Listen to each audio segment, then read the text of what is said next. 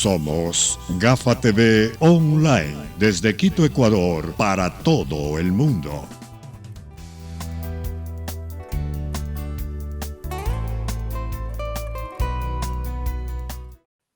Amigos de Gafa TV Ecuador, tengan ustedes muy buenas tardes. Gracias por estar siempre pendientes de nuestras redes sociales.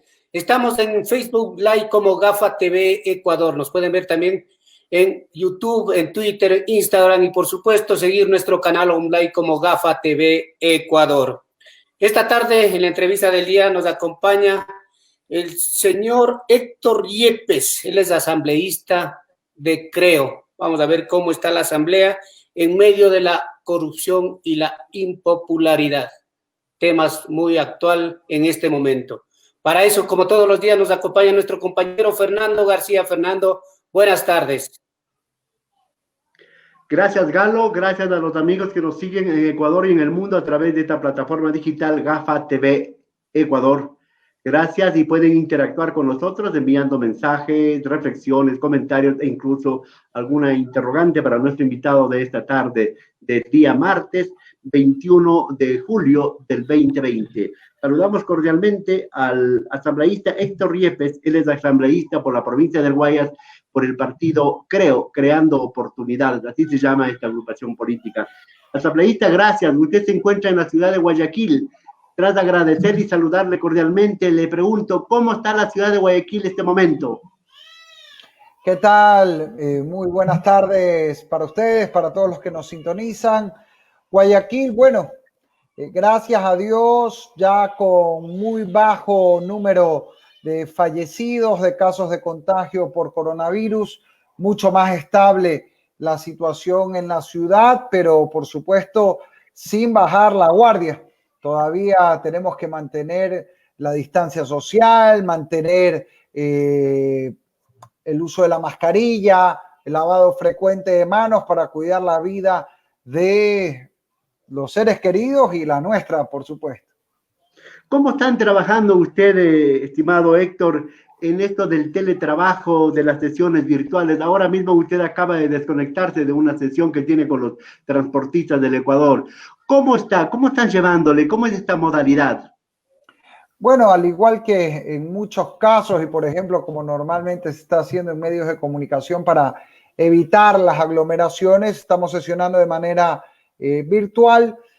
Y le digo, yo en lo personal estoy de acuerdo con esa gran mayoría de ciudadanos que dicen que la asamblea debe reducirse. Yo creo que parte de esa reducción que debe tener la asamblea es primero el número de asambleístas, segundo, también el gasto que se da en la asamblea. Y yo creo que eso pasa, por ejemplo, por una reforma donde en vez de pagar un sueldo a los legisladores se puede simplemente conectar uno virtualmente para las sesiones del caso, recibir una dieta o una bonificación por sesión asistida y simplificar mucho, porque yo creo que incluso hoy ni siquiera con la tecnología es físicamente necesario estar en la capital, lo cual implica gastos de movilización, viáticos, alojamientos, pasajes, etcétera, personal administrativo. Yo creo que hay que simplificar mucho más para ser más eficientes con menos gastos para el bolsillo de las familias ecuatorianas. Pero el asunto virtual, el teletrabajo, las sesiones virtuales, lamentablemente no quitarán el asunto de la corrupción en la asamblea, Héctor. ¿Qué le parece? No, lamentablemente hemos seguido viendo casos de corrupción, no solo en la asamblea, alcaldías, prefecturas, gobierno central, seguro social. Es una pandemia que está carcomiendo nuestro país y yo creo que ante eso lo que hay que hacer es actuar con ley en mano. Aquí la solución no es vamos a crear la comisión legislativa para que la asamblea se investigue solita o el gobierno, la subsecretaría o la secretaría anticorrupción para investigar el reparto de hospitales que ha hecho el propio gobierno. Esos son saludos a la bandera y con el perdón de la bandera, que es un símbolo que no hay ni que mezclarlo con estas cosas. Pero bien decía el general Perón, si no quieres investigar nada, crea una comisión. Aquí lo que se necesita es aplicar la ley. Aquí no estamos hablando de problemas políticos solamente, estamos hablando de delitos. Y cuando hay delincuencia, tiene que actuar la fiscalía y meter presos a todos los que están involucrados en estos escándalos sea en la asamblea, gobierno, seguro social, una alcaldía, una prefectura o en la misma presidencia de la República, porque aquí nadie puede estar por encima de la ley. Nos quedaríamos un poco sin autoridades, como alguien dice, si metemos preso a todos los corruptos, ¿quién nos gobierna, Héctor? Ese es el triste diagnóstico y es el sentir del pueblo. Y tiene mucha razón porque lamentablemente estamos viendo cómo la corrupción se da prácticamente en todos los espacios, no solo del poder público, también se da en el sector privado. Corrupción es votar a un trabajador y no pagarle lo que manda la ley. Eso también es corrupción. Corrupción es querer coimar a un vigilante. Es decir, aquí hay un problema social. Ahora, una cosa es el problema social que se corrige en el tiempo con formación, incluso mucho que ver tiene eso, los propios valores desde la familia. Ahorita muchos quieren atacar a la familia. Si se ataca a la familia, entonces ¿dónde se aprende la honestidad? ¿Dónde se aprenden los valores? Pero esas son soluciones a largo plazo, que son importantes. La consecuencia inmediata, en este momento, tiene que ser cárcel, que no hay impunidad. Y para eso yo apoyo totalmente lo que ha pedido la fiscal general Diana Salazar. Más abogados, más peritos, más fiscales, más recursos para la fiscalía, que tenga una policía propia, que no dependa del Ejecutivo. Pues la policía no puede depender para investigar delitos del gobierno, que normalmente puede ser investigado, pues tiene que ser una policía investigadora a órdenes de la fiscalía. Autonomía frente al Consejo de la Judicatura. Son medidas concretas y de verdad, no con bla bla. Queremos combatir este cáncer social de la corrupción. Esta tarde, a través de GAFA TV Ecuador, estamos conversando con Héctor Yepes, asambleísta de CREO, Creando Oportunidades por la provincia del Guayas.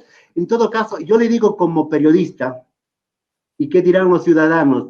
Muchos asambleístas no los conocía, pero ahora ya están en primera plana, ya sea por los diezmos, ya sea por los carnets de discapacitados, ya sea por el reparto de los hospitales, ya sea por tráfico de influencias. ¿Y qué más? ¿Qué más hay en la asamblea? Hay como 30 asambleístas que están investigados.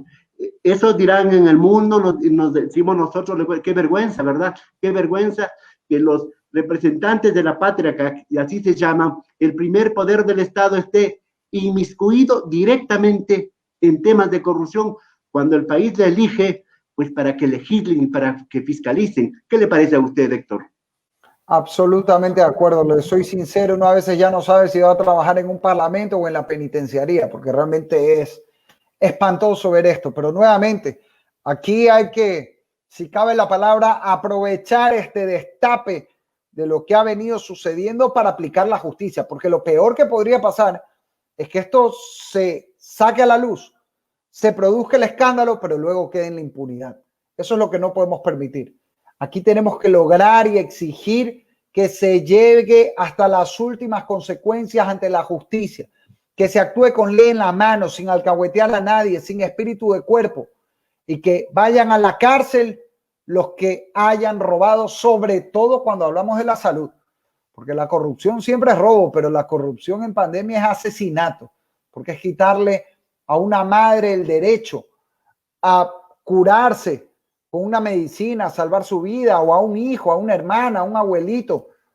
Y ya Dios tendrá reservado un lugar en el infierno para los que han caído en eso, sea en la asamblea, en el IES, en el gobierno, en las prefecturas, en las alcaldías. Pero además la justicia tiene que actuar de manera implacable. Pero en todo caso, la justicia también parece que tiene algunos compromisos, tiene algunos deberes que no está cumpliendo correctamente. Usted 3 años ya como asambleísta, ¿qué ha visto usted? ¿Qué ha notado? ¿Qué ha percibido de incorrecto, de corrupto, de imperfecto en la asamblea? ¿Por qué no le cuenta a la gente que nos está viendo? Bueno, prácticamente todo, por lo que estamos viendo a nivel nacional, ver cómo se han abusado de carnets de discapacidad, no solo en la asamblea, jueces, deportistas, pues este no es un problema de la asamblea. Pero antes, ustedes no han visto antes, no han sido preventivos un poco para que no salga en este momento, para evitar, para ser preventivos, para ser profilácticos, llamemos también en política, pues, Héctor. ¿Pero en qué sentido? No le entiendo bien la pregunta. La idea es esto, ustedes que están permanentemente en las conversaciones, en los diálogos, en la asamblea, tanto con el gobierno como con otros sectores, pueden haber apercibido, digo, alguna normalidad con tiempo y podrían haberle sacado a luz antes que madure demasiado. Bueno, le soy sincero, yo no sabía que había gente con carnet de discapacidad falso, pues no es que alguien anda contando, oiga, yo saqué un carnet falsamente, pues no, para eso justamente está la labor de la justicia y enhorabuena que se esté sacando esto a la luz. Y nuevamente, aquí esto no es que la asamblea va a autoinvestigar, el gobierno va a autoinvestigar, eso es lindo para los titulares, para el aplauso, pero no sirve para nada. Aquí lo que necesitamos es que la fiscalía actúe, aquí hay delitos. Y cuando hay delitos y vulgares delincuentes, por más que estén disfrazados de asambleístas o de ministros, porque nuevamente, aquí estamos hablando de una parte. Cuando hay delitos tiene que actuar la justicia y tiene que haber cárcel. Pero aquí hay dos partes, el que recibe y el que da, pues, porque nadie recibe del cielo un hospital, ¿no? Los hospitales no son como la lluvia, pues no es que usted va caminando por la calle y de repente le cayó en el bolsillo un contrato de un hospital, pues. Obviamente aquí hay que investigar a 4 personas del gobierno. Uno, el señor Paul Granda, puesto por el gobierno a manejar el seguro social. Cualquier hospital entregado del seguro social hay que investigar pues al señor Granda que manejaba el seguro. Cuando hay entrega de hospitales del gobierno, entonces hay que investigar a las ex ministras de salud, Andra Muñoz y Espinosa. Y si esto es a cambio de favores políticos, hay que investigar, y ya está llamada a la fiscalía, la ministra de gobierno, María Paula Romo. Porque aquí, dejémonos de cosas, todo el mundo sabemos quiénes son los que están involucrados, que hay que decir con nombre y apellido, que se investigue, que se saque a la luz, la justicia será la que determinará responsabilidades, pero sin duda está clarito por lo menos por donde hay que escarbar aquí, pues, ¿no? Porque es muy común decir, usted recordará, es joven, pero recordará esto de hasta las últimas consecuencias, caiga quien caiga, la cirugía mayor. Yo le hablo con una experiencia, yo he sido cronista parlamentario, esto del reparto dentro del Congreso en aquel entonces, esto de los diezmos eran cosas muy comunes. Había el hombre del maletín, ahora ¿cree usted que hay hombres y mujeres de maletín? Bueno, al parecer sí, ahora no hay solo hombres de maletín, ahora hay mujeres de hospitales, porque ahora lo que estamos viendo no es solo denuncias de entrega de dinero, de compra de conciencias, que sé que la fiscalía enhorabuena lo está investigando, sino jugar con la salud, lo más sagrado, la vida de los ecuatorianos. Eso es imperdonable y nuevamente aquí la justicia debe actuar de manera implacable, no solamente contra quien recibió esto, sino hay que llegar al fondo. ¿Quién dio pues estos contratos? ¿Quién dio estas cuotas? ¿Quién dio los hospitales? ¿Quién repartió la nación como botín entre piratas? Yo he dado 4 nombres que hay que investigar. ¿Quién manejaba el IES? Las ministras que en su momento manejaron la salud y la ministra de gobierno María Paula Romo. Más allá de eso, aquí hay un responsable político. Porque a mí, cuando yo le pregunté, el ministro de Salud me confirmó que había reparto de hospitales en 22 de 24 provincias del Ecuador. No es que hay salud en 22 de 24 provincias, hay reparto de la salud. Ojalá la noticia fuera que hay medicinas en las 22 provincias de 24. No, lo que es corrupción en la salud pública. A mí me lo dijo el ministro de Salud, una pregunta que yo le hice en una comparecencia legislativa. Ahora la pregunta es, ¿ustedes creen que es capaz o que es posible que haya un reparto en 22 provincias del país y que eso no se sepa en el Palacio de Carondelet? Oiga, a mí me cuesta mucho creer eso. Aquí el mayor responsable político de todos estos actos es el presidente Lenín Moreno Garcés. Estamos conversando con Héctor Riepes, asambleísta de Creo por la provincia del Guayas. Hablando del presidente Moreno, Creo, su partido político que le llevó a la Asamblea Nacional, ha tenido 3 momentos con el gobierno de Moreno. En un principio, acusándole de fraude en las elecciones, ¿verdad? En las elecciones que le llevó en mayo del 2017 al poder. Luego hubo no sé si cogobierno, pero al menos una alianza legislativa con el gobierno de Moreno, creo. Y luego ahora en la oposición. ¿Cómo entendemos esos 3 momentos, esos 3 pasos de Creo, Héctor? Bueno, mire, yo creo que esto es sencillo. Aquí hay que votar y tomar decisiones en la Asamblea en función de lo que le beneficie al Ecuador, más allá del gobierno. En un momento se hizo un acuerdo para nombrar autoridades en la Asamblea, que es como funcionan los parlamentos en todos los países del mundo, donde hay democracia. Obviamente uno en la Asamblea tiene que sumar una mayoría, pues si no hay mayoría, ¿qué vamos a dejar descabezado el Parlamento por la inmadurez de quienes dicen no a todo? Eso sería francamente pues infantil, ¿no? Más allá de haber estado en la segunda vuelta de adversarios en la pasada elección, pero era lo responsable pues no dejar en acefalía al Parlamento y elegir presidente, autoridades del CAI, comisiones, etcétera. Eso es lo que manda la ley que hay que hacer incluso. Más allá de eso, luego nosotros planteamos una agenda que no se ha cumplido por parte del gobierno de fiscalización. Ahí está que salvaron a la señora Tamaín. Planteamos que hay una reforma laboral para darle oportunidades a 5 millones de ecuatorianos que hoy no tienen un trabajo formal y que están buscando trabajo, incluidos miles de jóvenes que trabajan por horas, pero sin contrato, porque la ley, la Constitución no los ampara y hay que cambiar por eso la ley laboral. Los agricultores, pescadores, ganaderos, 7 de cada 10 en la informalidad. ¿Por qué? Porque la ley no se ajusta a la realidad del trabajo agropecuario. Sin embargo, no ha habido la voluntad política del gobierno para hacer aquello. Planteamos una reforma tributaria y logramos por lo menos eliminar el impuesto verde. Una propuesta que vino del bloque de crédito y que logramos aprobar en la Asamblea. En lo personal hemos logrado también, y ojalá ya en este mes termine la parte final para que entre en vigencia la nueva ley contra el consumo y microtráfico de drogas, aprobada ampliamente en la Asamblea, donde se prohíbe el consumo de drogas en los lugares públicos. Ahora, más allá de eso, es evidente que el gobierno mantiene las mismas prácticas, los mismos problemas de el gobierno anterior, del que nació Lenín Moreno. Por más de que haya esta pelea de compadres entre Lenín y Correa, al final todos vienen de lo mismo. Y aquí nosotros no nos podemos prestar para alcahuetear a nadie. Y cuando se descubre lo que se está descubriendo, estos repartos, entrega de cuotas, hospitales, esta corrupción escandalosa, lo que hay que hacer es apoyar a la fiscalía para que lleve ante la justicia a quienes han robado en la Asamblea y a quienes han desde el gobierno nacional entregado y repartido la nación como botín entre piratas. En un momento determinado no hubo que Moreno y el señor Lazo estuvieron de ñañitos, estuvieron de hermanitos políticamente. No, para nada, ni siquiera han tenido una reunión hasta donde sé.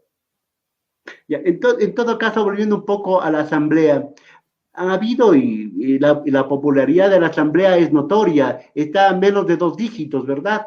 Es realmente una de las popularidades y de los respaldos más mínimos que históricamente ha tenido la Asamblea. Hay asambleístas incumplidos, hay asambleístas, usted lo sabe, hay asambleístas que se excusan permanentemente, mandan a su reemplazo. Hay exceso, usted decía al inicio, exceso de asesores, ¿no es cierto? Si un asambleísta está tan preparado, ¿para qué necesita tantos asesores, verdad? Asesores hasta que le pase el café o le manejen el auto incluso. Entonces, usted decía reducir el número de asesores, reducir el número de asambleístas. Yo diría también un poco no hacer un filtro, pero sí buscar a los mejores, a los más preparados y a los más honestos, ¿no es cierto? No a los más populares necesariamente, no a los faranduleros. ¿Cómo hacemos para que vayan los mejores, los que piensen en el país, no en sus bolsillos ni en sus carteras?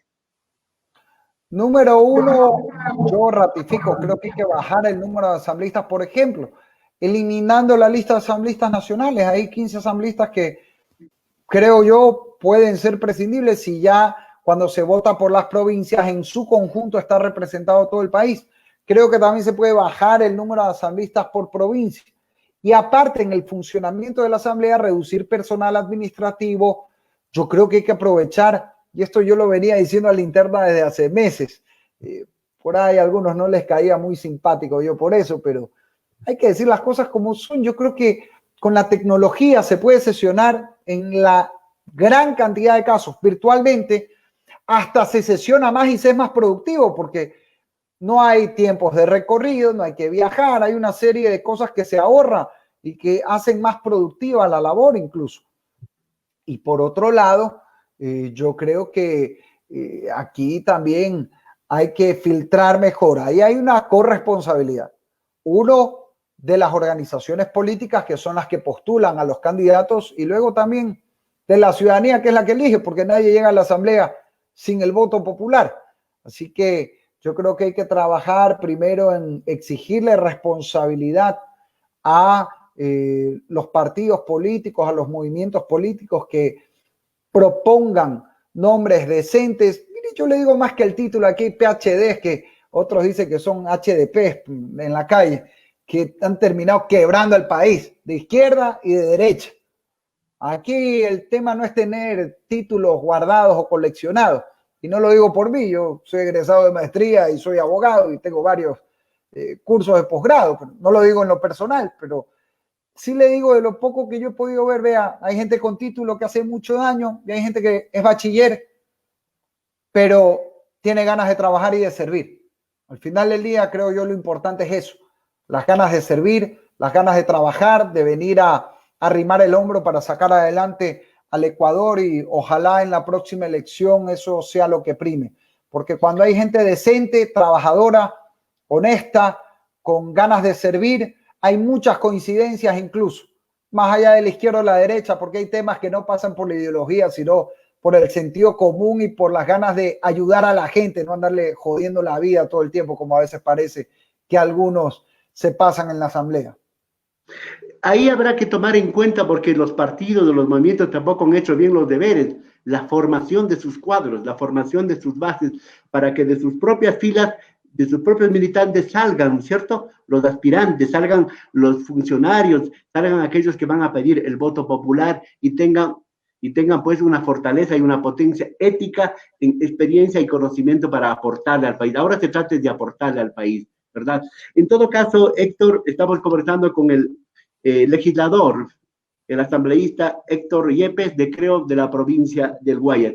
En todo caso, la gente se pregunta, vayamos un poquito a las elecciones del 21, que estamos próximos ya, de febrero del 21, donde se eligen asambleístas nacionales, provinciales, parlamentarios andinos y presidente y vicepresidente de la República.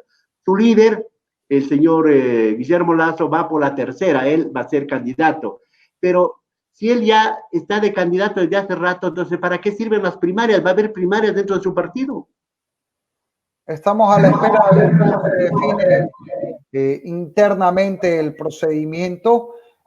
Puede que haya primarias, pero realmente es indiscutible el liderazgo que tiene Guillermo Lasso dentro de Creo, así que yo pienso que incluso de haber primarias, pues sería bastante claro que él va a ser el candidato de la organización, un hombre con 50 años de experiencia como administrador, como empresario, creando riqueza, que es lo que se necesita para generar empleo, para generar oportunidades, para levantar el agro, para levantar el comercio, el turismo, la industria en el Ecuador. Esa es la mayor prioridad que hoy tiene el país. Oportunidades de trabajo, oportunidades para emprender, oportunidades para levantar la economía de las familias de nuestro país, de darle la mano a las mujeres que necesitan un emprendimiento y que ya normalmente tienen ese espíritu emprendedor, pero necesitan esa ayuda, ese entorno favorable para generar empleo, emprendimiento, riqueza,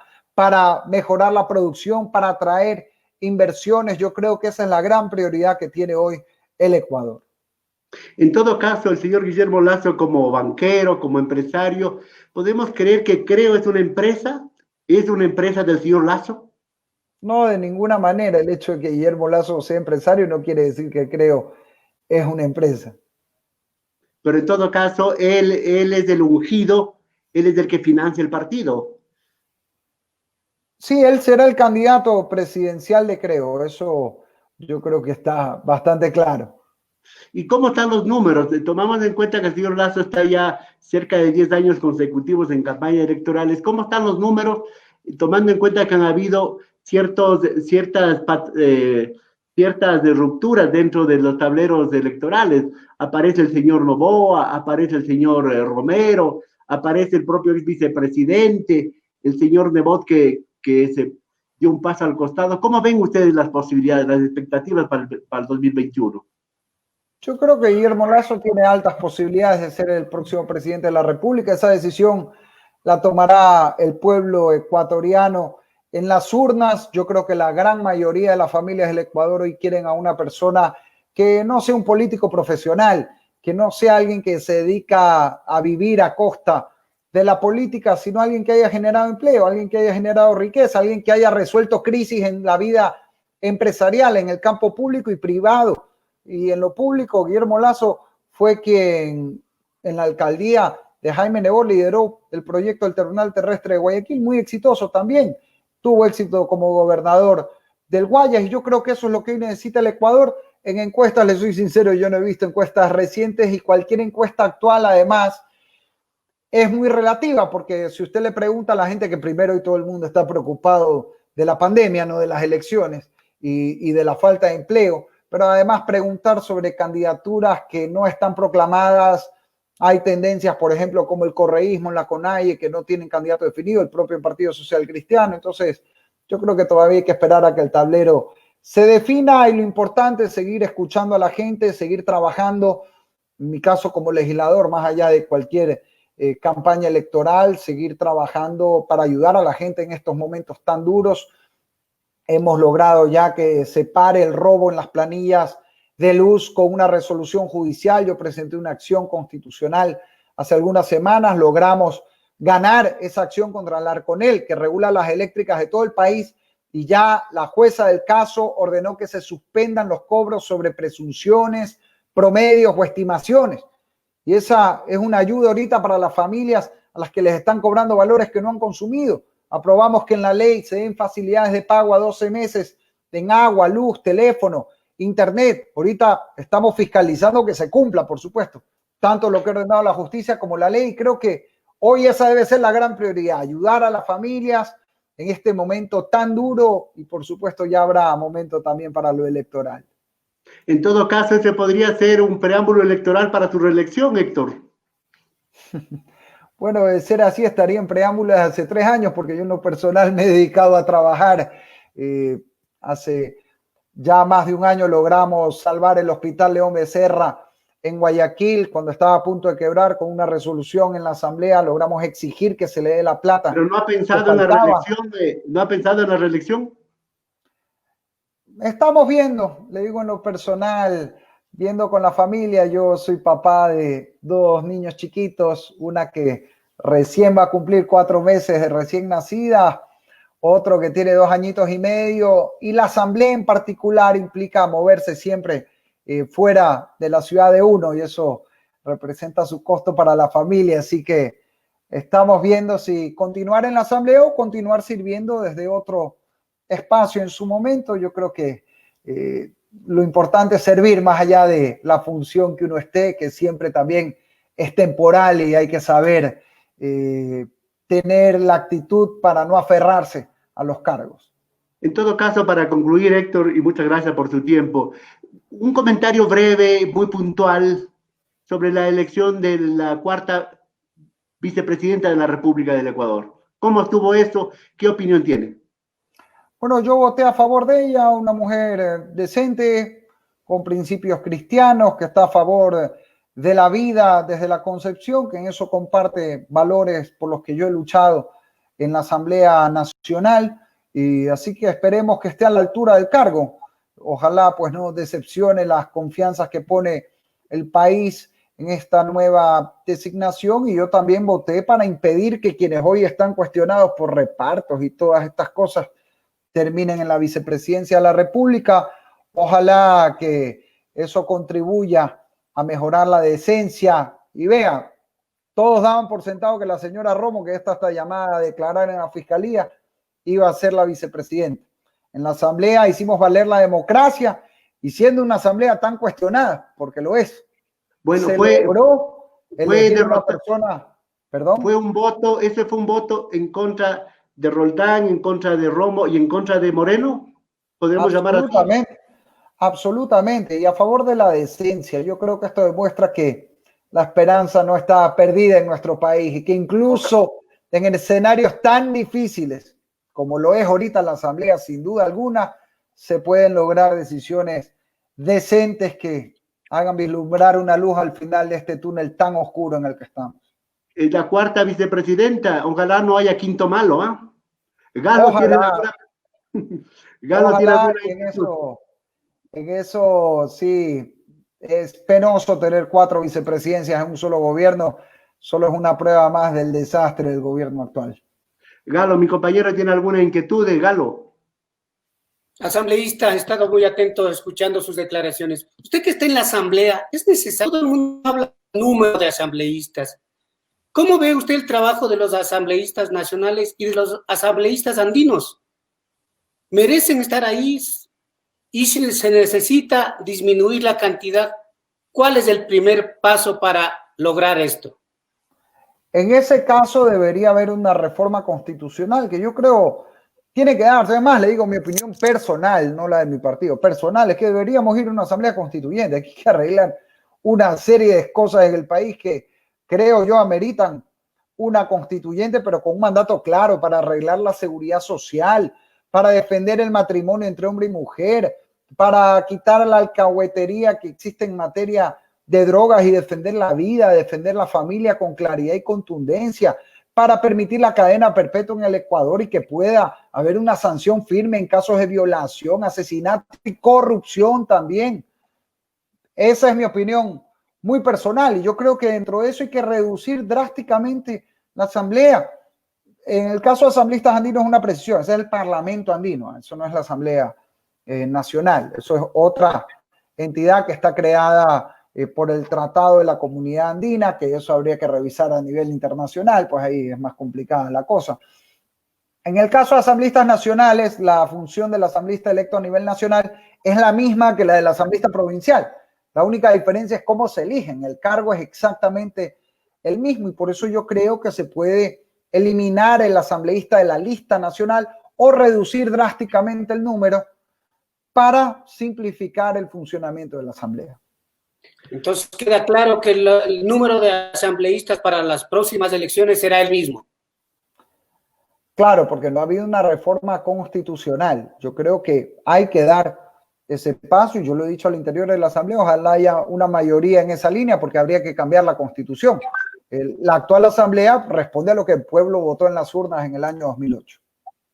Sí, aparte de eso, siempre los cambios tienen que hacerse un año antes de las elecciones, ¿verdad? Es una norma del Código de la Democracia. Gracias al asambleísta Héctor Yepes, asambleísta de la provincia del Guayas, por el partido Creo. En todo caso, una inquietud que tenía al último.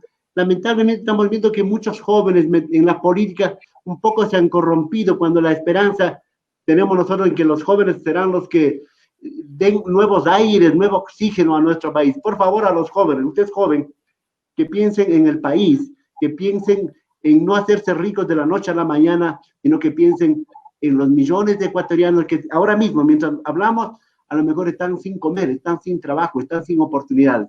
Héctor, muchísimas gracias por su tiempo, por su paciencia. Habrá ocasión de conversar en otra ocasión para seguir hablando de los temas importantes. Mucho gusto. Muchas gracias y totalmente de acuerdo. Lo importante no es ser joven, lo importante es ser decente y eso es lo que necesita el país. Un saludo para todos.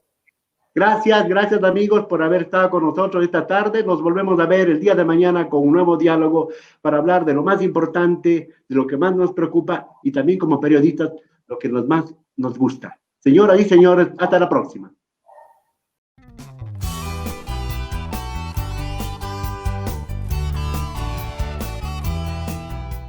Somos Gafa TV Online, desde Quito, Ecuador, para todo el mundo.